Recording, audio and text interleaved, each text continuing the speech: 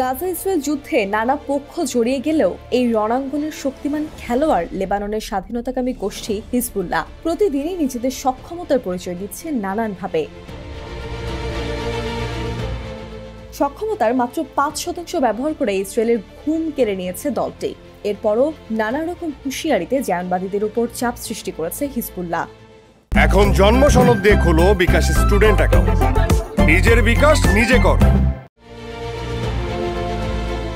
গেল মাসে লেবাননের প্রতিরোধ শক্তি হিজবুল্লাহ সামরিক মিডিয়া সেল প্রকাশ করে একটি ভিডিও, যাতে দুমড়ে মুচড়ে যায় ইসরায়েলের অপ্রতিরোধ অহম।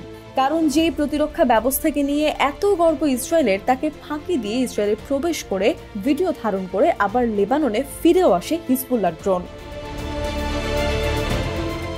সে সময় ইসরায়েলের বেশ কিছু সংবেদনশীল স্থাপনার ছবি প্রকাশ করে হিজবুল্লাহ। 9.5 মিনিটের সেই ভিডিওতে দেখা যায় হাইফা অঞ্চলের নানা স্থান, এছাড়াও কিরিয়াত শমোনা, নাহরিয়া, সাফাদ, কার্মিয়েল, আফুলা সহ একাধিক শহরের উপর দিয়েও বাধাহীনভাবে উড়ে চলে হিজবুল্লাহ ড্রোন, যাতে সামনে আসে তেল শোধনাগার এবং সামরিক কারখানা, সামরিক যুদ্ধ জাহাজ সহ একাধিক সংবেদনশীল স্থান।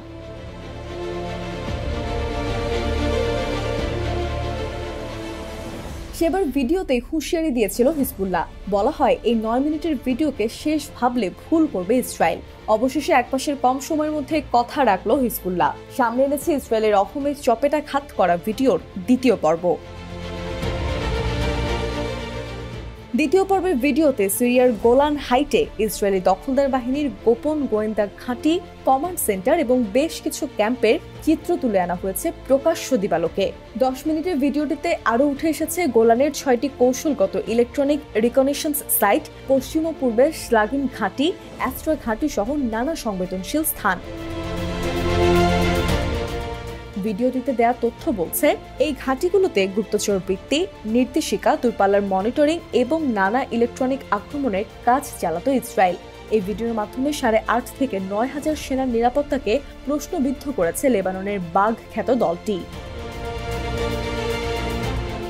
যে 6টি ইসরায়েলি ঘাঁটির ভিডিও প্রকাশ করেছে হিজবুল্লাহ, তাতে ইসরায়েলের সামরিক সরঞ্জাম এবং সীমান্তে নিয়োজিত বেশ কিছু বাহিনীকে দেখা যায় খালি চোখে।